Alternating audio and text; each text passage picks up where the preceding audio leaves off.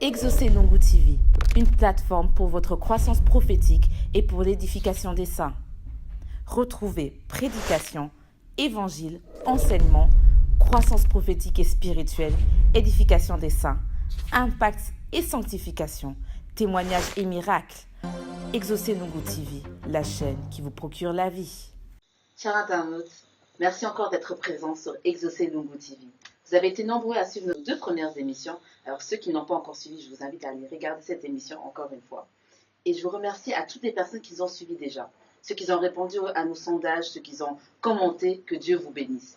Alors aujourd'hui, je ne suis pas seule bien sûr, je reviens encore avec mon frère Eddie Pépé, notre co-animateur. Bonjour Eddie Pépé. Bonjour Sophia. Et je suis avec le prophète exaucé Guigui Lungu que vous connaissez très bien. Bonjour prophète. Bonjour Kétia. Comment allez-vous? Grâce à Dieu, je vais bien, grâce à Dieu. Vous allez bien, ça va pas bien. Alors je dis encore, bien sûr que moi je ne suis pas toute seule. On est là justement pour parler encore d'un sujet très intéressant, le système babylonien face au prophétique. Alors vous devez certainement vous poser beaucoup de questions par rapport à l'intitulé de cette émission. Mais avant de rentrer dans le vif du sujet, nous allons d'abord prier. Je vais demander à l'homme de Dieu de vous amener dans la présence de Dieu. Seigneur, nous voulons te rendre grâce, nous voulons célébrer ta majesté, ta fidélité sublime. Nous croyons que tu es la parole faite chair. Tu as dit qu'ils seront tous enseignés de Dieu. Nous remettons ces instants entre tes mains. Laisse que le Saint-Esprit soit le directeur de ces temps, que le Saint-Esprit nous conduise, que le Saint-Esprit parle au travers de nous. Nous voulons que quelqu'un soit édifié. Seigneur, lorsque tu toucheras le cœur de quelqu'un, laisse que toute la gloire te revienne. Au nom de Jésus. Sois béni parce que tu es fidèle. Ô roi puissant, au nom de Jésus-Christ. Amen. Amen. Amen. Merci beaucoup, prophète exaucé. Alors, comme je l'ai bien dit, le thème d'aujourd'hui, c'est le système babylonien face au prophétique. Alors, la première question que vous allez certainement vous poser, chers internautes, c'est qu'est-ce que c'est le système babylonien? Prophète exaucé, qu'est-ce que c'est le système babylonien? Voilà, le système babylonien, c'est toute mentalité qui s'oppose à la pensée de Dieu ou à la pensée de Christ. Est-ce qu'on ne parle pas là du péché? Parce que le péché, c'est pas pareil. Bon, le péché à l'origine, quand je parle du système babylonien, je voulais aller un peu au-delà de tout ce qui est péché, de tout ce qui est acte que les gens peuvent poser. Mais je suis en train de parler d'une certaine mentalité, ok? Une certaine mentalité qui est liée à une culture imposée au fil du temps dans la vie des gens afin de pouvoir s'opposer à tout ce qui peut amener l'Église à connaître les progrès, à connaître l'évolution. Voilà. Quand nous parlons du système babylonien, le système babylonien a commencé déjà par... dans chaque culture, dans chaque chose qui commence, il y a toujours un père, il y a toujours un investigateur, il y a toujours quelqu'un qui développe cette pensée pour l'inculquer dans la vie des autres. Voilà. Et par là, du système babylonien, nous ne sommes pas en train de parler d'une contrée ou d'une nation. Nous sommes en train de parler d'une culture, d'une mentalité qui commence par Nimrod, déjà qui a bâti plusieurs villes, en l'occurrence la ville de Babylone, voilà, avec, c'est lui aussi l'investigateur de la tour de Babel. Alors, si je vais rester dans Genèse au chapitre 12, pour parler de ce qui s'est passé avec la construction de la tour de Babel, c'est par là que je tire ma pensée. C'est-à-dire, la tour de Babel, c'était d'abord l'idée. Avant qu'on parle de la tour, on parle d'abord de l'intention de la personne qui a l'idée de pouvoir le faire. C'est-à-dire une idée de pouvoir s'opposer à la pensée de Dieu. Dieu voulait que les gens puissent se multiplier et s'éparpiller dans le monde entier afin qu'il y ait plusieurs langues, afin qu'il y ait plusieurs peuples avec des cultures différentes. Mais par contre, ils se sont dit, on va se mettre ensemble, c'est déjà contre Dieu. On va se mettre ensemble, on va construire une tour parce que nous allons démontrer à Dieu de quoi nous sommes capables. Voilà, et toutes ces choses-là s'opposent à la volonté de Dieu. Et quand nous parlons du système babylonien, nous sommes en train de parler déjà d'une culture qui est bâtie pour amener les gens, sans qu'ils s'en rendent compte, à pouvoir se détourner de Dieu. Il arrive des fois, on se dit, je ne pêche pas, je ne fais pas ceci, je ne fais pas cela, mais le système peut t'attraper. Est-ce qu'il y a un lien étymologique dans le mot Babel? On retrouve Babylone, c'est assez proche. Est-ce que les deux mots viennent de la même source? Oui, bien sûr, ça veut dire confusion. Ça veut dire confusion parce que c'est les lieux où ils ont été confondus. C'est-à-dire, quand ils ont construit la tour de Babel, et parce que Dieu les avait confondus, parce que du jour au lendemain, ils se sont retrouvés qu'ils ne se comprenaient plus. Ça veut dire confusion. Mais par contre, vous devez comprendre une chose, c'est vrai, Babel ou Babylone veut dire confusion, mais par contre, pour qu'ils soient confondus, il faut que nous puissions entrer dans la pensée du Seigneur pour s'opposer à ces systèmes-là babyloniens. Ça va bien au-delà du péché. Ah, c'est vrai, le péché, c'est faire sa volonté au lieu de faire celle de Dieu. Mais par contre, les systèmes babyloniens, c'est une mentalité, c'est un peu l'abomination de la désolation dont le prophète Daniel a parlé, qui s'installe au fur et à mesure dans la vie des enfants de Dieu. D'accord. Mais avant qu'on parle d'aujourd'hui pour l'Église, Babylone, pardon. Ce système a commencé à Babel. Est-ce qu'il était là aussi avant Babel? Je dis, dans toute pensée, il y a toujours des préfigurations, il y a toujours des signalisations ou des choses semblables. Voilà, il y a toujours des choses semblables. Mais lorsque nous parlons du système babylonien, ça commence vraiment avec Nimrod, et c'est parti plus loin. C'est parti plus loin, vous remarquerez, lorsque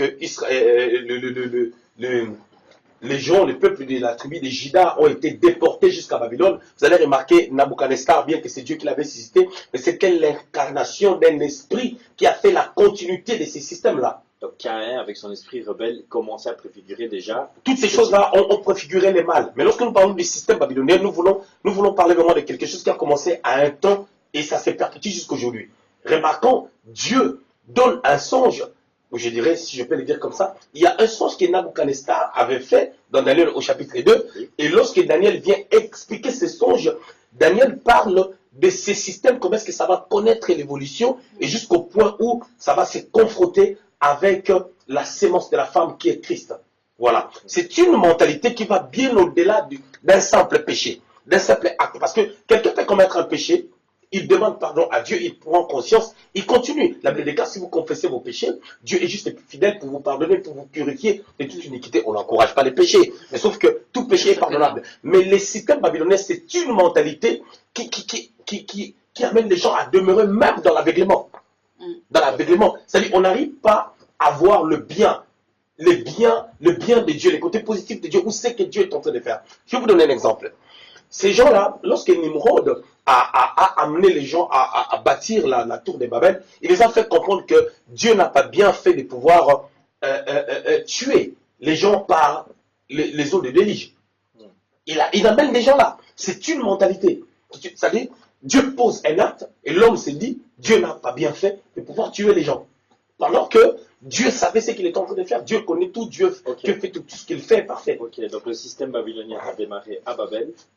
Il était perpétué jusqu'à Babylone dans la déportation, où on voit le personnage clé dans le livre de Daniel. Il y a quelque chose que je voulais signaler. Les systèmes babyloniens, ça ne se repose pas sur une ville, sur une contrée, mais c'est une mentalité. D'accord. C'est une mentalité. Vous devez comprendre une chose. Hein.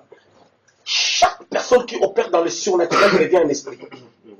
Chaque personne qui peut entourer les gens tout autour de lui devient un esprit. Je vous donne un exemple. On dit Jean-Baptiste devait opérer avec l'esprit d'Élie. Avec l'esprit d'Élie. Là, on parle de la mentalité. C'est-à-dire la mentalité, le message, c'est-à-dire une certaine qualité de message qui va s'opposer à un certain système. On voit autant d'Élie, comment est-ce qu'Élie vient s'opposer, il apparaît, il vient s'opposer. Et quand on s'oppose, quand on lit le livre de Jérémie au chapitre 1er, au 10e verset, Dieu dit à Jérémie que je t'appelle pour abattre, pour détruire, pour démolir. C'est-à-dire dans cette dimension, pour faire ça, il faut déjà avoir une perception prophétique. Après, il faut opérer dans la dimension apostolique afin de pouvoir détruire.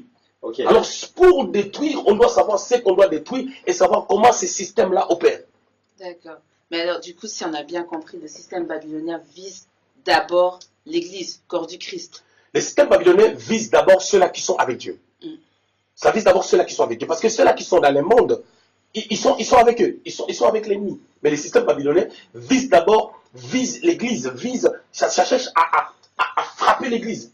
Regardez, si on retourne sur le plan doctrinal, si on retourne dans la pensée du sens de Nabuchodonosor, on est en train de parler du 4e empire, qui sera l'empire romain. Parce que c'était d'abord l'empire babylonien, avec Nabuchodonosor, Médo-Perse, et puis le grec, et puis après les Romains.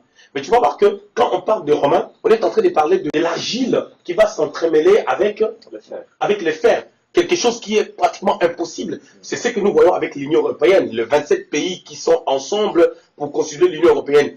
La Bible dit, ils seront entremêlés par des alliances humaines, des alliances qui ne glorifient pas Dieu. Ils sont là, chaque nation a un intérêt quelconque par rapport à l'autre. Mais l'objectif, c'est quoi? C'est de pouvoir empêcher l'œuvre de Dieu ou la gloire de Dieu de pouvoir aller de l'avant. C'est ce que nous voyons en Europe, et que le prophétique n'est pas reçu, ou le prophétique est mal reçu en Europe, c'est un système babylonien. C'est une mentalité, c'est une culture qui amène les gens à rester chrétiens. Il y a des gens qui sont dans les églises, mais ils ne croient pas au ministère des prophètes, ils ne croient pas au ministère d'apôtres, ils ne croient pas à la révélation, ils ne croient pas que Dieu peut parler. Ils croient que Dieu peut parler au travers des voyants, mais Dieu ne peut pas parler au travers des hommes de l'église ou des gens qui sont à l'église. C'est tout un système. Les gens sont chrétiens, les gens semblent être bien, venir à l'église, chanter les louanges des dieux, célébrer les seigneurs, mais par contre, ils sont dans un système. Et plus on reste dans un système, il est plus facile qu'on puisse sombrer. Et là, on va tomber sur ce que Jean a dit dans le livre d'Apocalypse. Il est en train de reprocher les églises d'avoir l'amour de venir à l'église, mais par contre, la pensée du Seigneur a été perdue. D'accord. Sans vouloir reprendre tout ce que vous avez dit, et en résumé pour savoir si j'ai bien compris, Sœur Kétia, on a pris les bases doctrinales dans l'Ancien Testament, qui est l'ombre des choses à venir, et nous avons transposé ça aujourd'hui sur l'Église, qui malheureusement accueille parfois l'esprit babylonien. Aujourd'hui, c'est devenu un esprit. Autrefois, c'était physiquement une ville qui s'appelait Babylone en Mésopotamie. Maintenant, vous avez parlé de ces différents empires qui ont subsisté, ensuite qui ont échoué, etc., etc. Si on regarde les grands livres d'histoire, comme vous l'avez dit, Babylone a subsisté pendant un temps. Ils étaient très forts avec le roi Nebuchadnezzar, etc. Mais ils ont chuté. Les Grecs les ont supplantés. On a vu les guerres avec Alexandre le Grand, etc. Eux-mêmes ont été supplantés. Donc les Médo-Perses ont disparu, les Grecs ont disparu, et ensuite est venu l'Empire romain. Jusqu'à aujourd'hui, on suppose que c'était un empire des plus forts. Jusqu'à maintenant, on n'a pas vu vraiment d'autres empires aussi grands que ceux-là. Peut-être mis à part l'Égypte, on en discutera peut-être après. Les Américains aujourd'hui sont là, mais on parle beaucoup de l'Europe. C'est vrai, comme vous l'avez dit, un empire puissant avec une tour à Strasbourg, comme vous l'avez dit dans les autres émissions, où on a un bâtiment qui a la forme d'une tour inachevée, comme c'était le cas de la tour de Babel, comme c'est le cas de Babylone. Est-ce qu'on peut dire aujourd'hui que Babylone est reconstituée physiquement? Mais c'est ce que je suis en train de dire, c'est une mentalité. En fait, les systèmes babyloniens, c'est vrai, nous voyons, nous sommes ici en Europe, c'est vrai, nous voyons, lorsque nous parlons de l'Empire romain, avec les alliances humaines, nous pouvons voir l'Union européenne, comme tu viens de le dire. Mais par contre, je parle du système babylonien comme étant une mentalité plutôt que s'attarder à des pays, plutôt que s'attarder à des hommes directement. Parce qu'on peut voir les systèmes babyloniens en Afrique, on peut voir les systèmes babyloniens en Inde, on peut voir les systèmes babyloniens aux États-Unis. Quand vous partez aux États-Unis, tu verras quelqu'un qui est en train d'adorer le Seigneur avec une mini-gifle tranquillement où tu vois ses parties intimes et tout. Mais c'est le système babylonais. La personne est à l'église. Je vais parler du système babylonais dans la Nouvelle Alliance. Tu vas voir, Apocalypse chapitre 2, on peut lire la parole de Dieu. Vous allez remarquer une chose. Je vais commencer ma lecture à partir du verset 1er. Et qui à l'ange de l'église d'Éphèse. Apocalypse chapitre 2. Voici ce que dit celui qui tient les 7 étoiles dans sa main droite, celui qui marche au milieu de 7 chandeliers d'or. Je connais tes œuvres, ton travail et ta persévérance. Je sais que tu ne peux supporter les méchants et que tu as trouvé ceux qui se disent apôtres et qui ne le sont pas, que tu les as trouvés menteurs, que tu as de la persévérance, que tu as souffert à cause de mon nom et que tu ne t'es point lassé. Mais ce que j'ai contre toi, c'est que tu as abandonné ton premier amour. Souviens-toi, là où tu es tombé, répands-toi et pratique tes premières œuvres. Sinon, je viendrai à toi et jeterai ton chandelier à sa place, à moins que tu te répandes. Vous voyez, ici, on est en train de parler de l'église d'Éphèse. L'église d'Éphèse, en ce temps, quand Jean est en train de parler, c'était une église qui a bel et bien existé. Mais par contre, si nous prenons cette pensée, nous l'amenons à la dimension ecclésiastique pour faire une comparaison avec les systèmes ou la mentalité babylonienne, vous allez comprendre que ces gens-là qui prient dans cette église, c'est la mentalité que nous voyons dans certaines églises ici, où nous voyons dans l'église corps de Christ. C'est-à-dire les gens, ils ont la capacité de détecter le faux apôtre, ils ont encore les chandeliers avec eux. Hein? Les chandeliers, naturellement, c'est là où on pose la lumière, et la lumière est là. La lumière est là, mais par contre, le peuple a abandonné son premier amour. Mais qu'est-ce qui peut amener le peuple à abandonner son premier amour? C'est juste parce que les gens, ils viennent à l'église, à un moment donné, ils suivent d'autres objectifs. C'est-à-dire, comment je peux abandonner mon premier amour? C'est juste parce que j'ai reçu par exemple une promesse, la promesse n'arrive pas à s'accomplir, Je suis tellement l'accomplissement de la promesse et j'abandonne ce qui est essentiel. J'attends que Dieu accomplisse la promesse, pendant que pour que la promesse s'accomplisse, il faut une mentalité qui s'adapte à la stature que le Seigneur m'avait donnée partant de la promesse qu'il m'a faite. Mais lorsque on n'arrive pas à comprendre ce que Dieu veut, on tombe dans les pièges du diable, on abandonne son premier amour, l'amour qui nous a amenés à s'approcher du Seigneur. Et aujourd'hui, les gens viennent dans les églises pour chercher le travail, pour chercher le mariage, et quand ils en trouvent, ils ne viennent plus à l'église. Tu comprends que le système babylonais, c'est une mentalité qui frappe le monde entier. Ça frappe les corps des Christ. Ce n'est pas quelque chose qui se repose spécialement dans des contrées. Mais quand les systèmes se manifestent, ça ne se manifeste pas en Afrique pareil qu'en Europe. Ça ne se manifeste pas en Europe pareil qu'en Asie, ainsi de suite. Même en Amérique, là où on prétend croire qu'il y a les réveils, il y a les systèmes babyloniens aussi qui agissent dans certains cas, ou d'une manière ou d'une autre. Exoselungu TV, your channel for your spiritual growth and for the building up of the saints. You will find learnings, teachings, prophetic messages, miracles and testimonies. Exoselungu TV, the channel that provides you life. Donc, vous voulez dire, ce n'est plus l'affaire de l'Europe, ce n'est plus l'affaire des Africains, ce n'est plus l'affaire des Égyptiens, mais c'est mondial. On peut dire que ça a un rapport avec la globalisation et la mondialisation. C'est tout un système, et nous reconnaissons très bien que ces systèmes tirent son origine par la chute du diable. Par la chute du diable, bien entendu, ça nous le savons, mais lorsque nous parlons du système babylonien, il ne faut pas nier que l'investigateur, c'est la personne de Nimrod, et Nimrod, sa méchanceté sort aussi de la malédiction de Noé au travers de son ancêtre. Alors, maintenant, ma question est plutôt basée sur ce que vous avez pu dire avant. Vous avez parlé du fait que, je prends l'exemple que vous avez donné par rapport à Jean-Baptiste, qui avait dit de l'esprit d'Élie, si j'ai bien compris. Mais est-ce que, si on parle du système babylonien qui est en train de rentrer dans l'église du corps du Christ actuellement, est-ce que ce n'est pas lié au fait qu'il y a une mentalité qui manque dans le corps du Christ? Parce que si réellement une mentalité, on sait très bien que c'est difficile à contrecarrer une mentalité qui est déjà en toi. Quelqu'un qui est français a une certaine mentalité, vous avez dit dans une précédente émission, si je ne me trompe pas, vous avez parlé des mentalités que chacun a dans chaque sorte de contrée, de pays. Mais si une mentalité est réellement dans quelqu'un, c'est vraiment difficile d'instaurer une autre mentalité. Alors si le système babylonien rentre dans l'église, n'y a-t-il pas un manque qui existe? Je pense qu'un certain internaute va se poser la question, mais moi, je crois en Jésus-Christ, j'ai ce caractère du Christ. Comment ça se fait que je suis quand même attaqué par le système babylonien?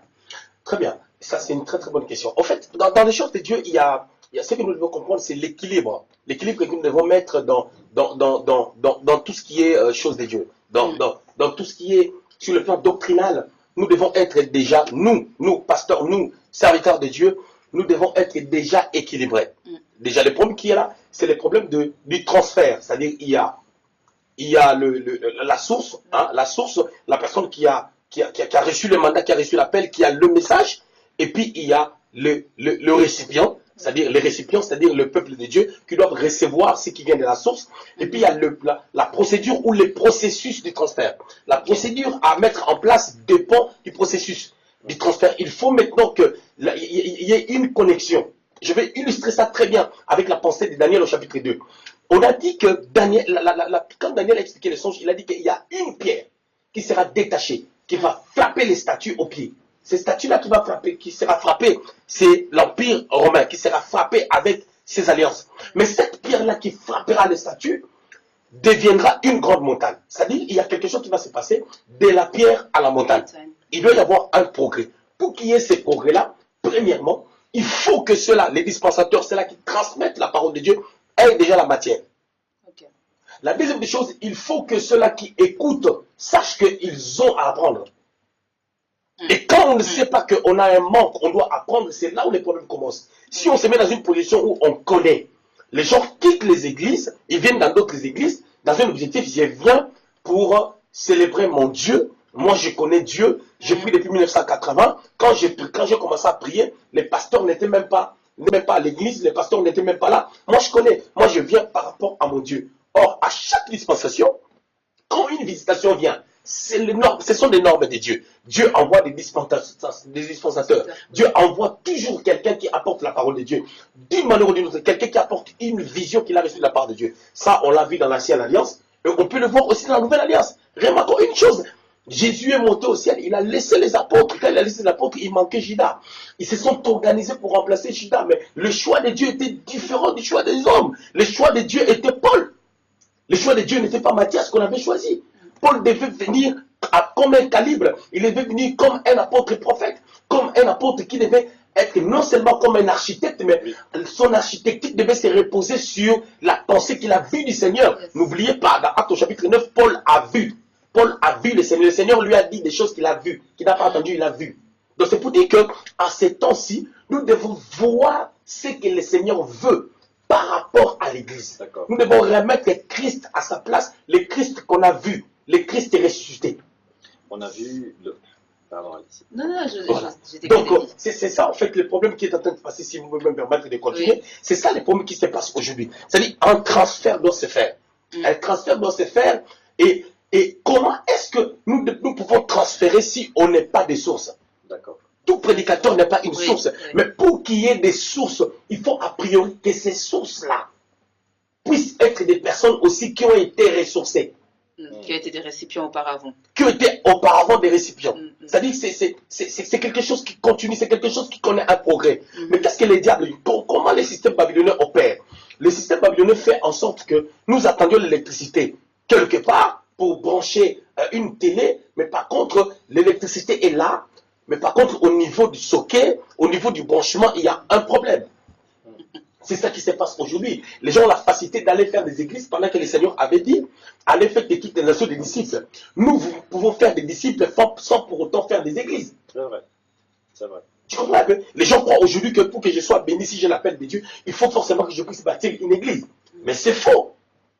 C'est faux. C'est ça le problème. Lorsque nous regardons l'aspect apostolique, quand le Seigneur est parti, quand le Seigneur est monté au ciel, regarde l'aspect apostolique. Pierre, qui était leur frère, est devenu leur père. Quand les frères deviennent les pères. Mais les apôtres ont compris. C'était juste l'interprétation de la pensée christique, parce que Christ est notre frère, mais il était devenu notre père. Amen. Ah, Amen. Mais par son amour, il a permis que nous puissions être ses frères. C'est ce que Jacob a fait. Jacob l'a fait. Jacob a pris Ephraim et Manassé. Il a fait en sorte qu'ils deviennent les frères de Ruben, les frères de Judas, les frères de tous les autres. C'est ça un peu le mystère. Par là, je voulais parler de quoi? Je voulais parler de l'attitude à comprendre que celui-là a quelque chose que je n'ai pas. Et lui aussi, il doit comprendre que j'ai quelque chose qu'il n'a pas. Amen. C'est ça le mystère. Là, le transfert va se faire dans la facilité. C'est ça le problème. Et quand le transfert se fait en bonne et due forme, il y a l'impact. Les systèmes babyloniens sera contrecarré. Mais qu'est-ce que les gens font? Beaucoup de personnes sont dans des églises de combat en train de chasser des démons, croyant que le système babylonien va tomber par la prière seulement. Le système babylonien ne tombe pas seulement par la prière, mais le système babylonien tombe aussi par la préparation que nous avions depuis qu'on a mis les pieds à Babylone. Parce que quand Daniel a mis les pieds à Babylone, il s'est privé d'abord du mets du roi et du breuvage du roi. C'est ça d'abord la qualité de vie qu'il a menée, qui lui a permis à pouvoir développer une onction. Lorsque Nabucodonosor avait fait un songe, Daniel, quand il est parti prier, il a reçu la révélation. D'accord. Nous prions beaucoup, mais nous ne recevons pas des révélations. Mais en fait, on ne contredira pas le fait que la consécration et la prière restent importantes. Puisque Daniel était 3 fois en prière. La consécration et la vie de prière restent importantes, mais la Bible déclare que Dieu n'exauce pas les pécheurs. À ce niveau, je ne parle pas du péché comme étant tout ce que les gens pensent. Non, je parle du péché comme étant l'incompréhension de la pensée de Dieu devient le péché. Parce que Caïn a commis un grand péché avant même qu'il tue. Son péché, c'était quoi? Ne pas comprendre ce que Dieu voulait. La terre est maudite, toi tu offres à Dieu ce qui est maudit. Wow. Pendant qu'Abel a compris que la terre est maudite, moi je dois offrir l'animal. Dieu, quand il a déclaré des sentences contre l'homme, contre le diable, contre la femme, Dieu n'a pas parlé Dieu n'a pas maudit les animaux. Et Dieu n'a pas parlé de quoi que ce soit concernant les animaux. Abel prend seulement un animal et puis il offre au Seigneur, le Seigneur l'agrée. Pendant que la terre était maudite, ça devait par contre produire les épines. Donc le problème, la problématique, c'est pas seulement la prière. La prière prend effet par rapport à l'impact de notre compréhension. Raison pour laquelle les choses de Dieu, pendant que ça shift, pendant qu'ils sont en train de connaître les progrès, nous devons savoir en quel temps nous sommes. Allez-y. En quel temps sommes-nous? C'est merveilleux. Alors, commentez, chers téléspectateurs, parce que c'est très intéressant le thème que nous partageons aujourd'hui. Vous avez ouvert une petite brèche sur le fait que les gens pensent qu'il faut combattre, qu'il faut avoir un combat spirituel pour contrecarrer le système babylonien. Je vais quand même vous poser une question au sujet de l'autorité que Dieu nous a donnée. L'autorité que Dieu nous a donnée quand même de marcher sur les scorpions, sur les forces de l'ennemi. Maintenant, vous nous dites quand même que le système babylonien vient du diable, enfin, est inspiré du diable. Et comment ça se fait qu'on n'utilise pas l'autorité face au système babylonien? Je vais te poser une question. Si dans votre famille, vous êtes au nombre de 4, ok? Vous êtes au nombre de 4 et que toi, tu as bac plus 4 ou bac plus 5, et ton petit frère qui a 13 ans ou 14 ans a aussi bac plus 4 parce qu'il a le sang de ton père.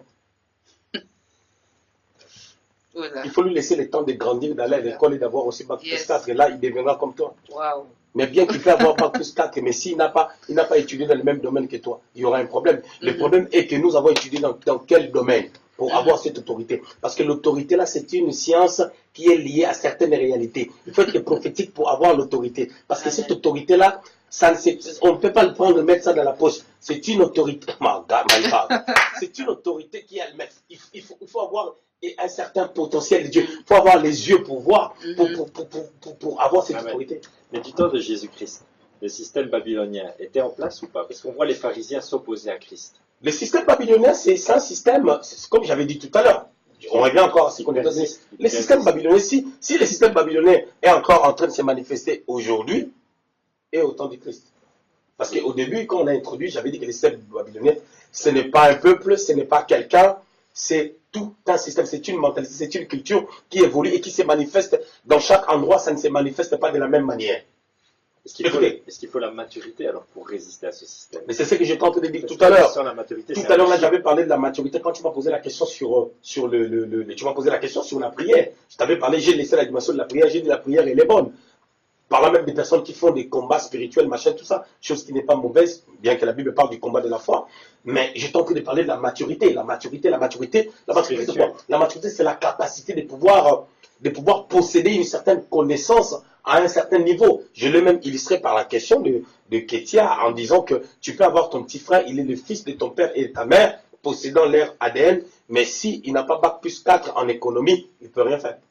Alors il faut avoir bac plus 5 en économie des dieux.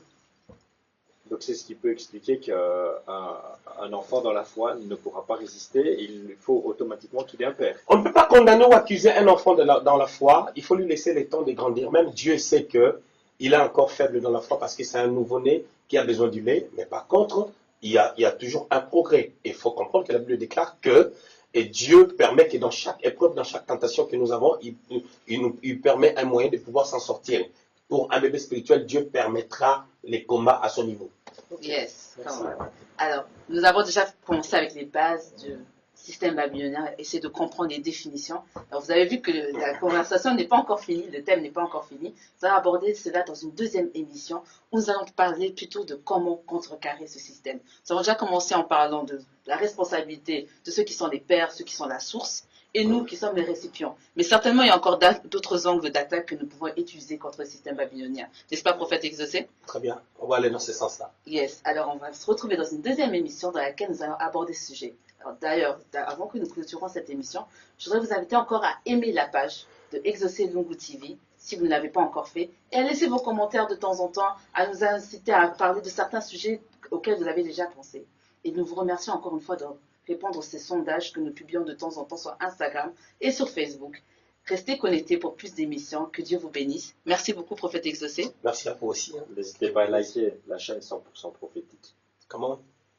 Yes. Alors, est-ce que vous avez encore un mot de la fin, prophète exaucé, avant que nous puissions couper? Voilà, un mot de la fin, je dirais, nous sommes là. Exaucé Lungu TV, c'est une chaîne 100% prophétique où nous parlons de la part du Seigneur. C'est pour remettre la pensée de Christ dans le cœur des gens, mais dans la dimension prophétique. Donc c'est 100% prophétique, parce que nous croyons que nous sommes dans un temps prophétique où le peuple doit lire, avoir une lecture minutieuse sur les temps, sur les saisons, parce que les latins disent « O tempora, o mores ». C'est-à-dire, plus le temps est en train d'évoluer, plus les époques passent, nous devons comprendre que Dieu reste le même, mais la compréhension doit connaître un progrès. Que Dieu vous bénisse abondamment. Merci à vous. Dieu vous bénisse. Au revoir.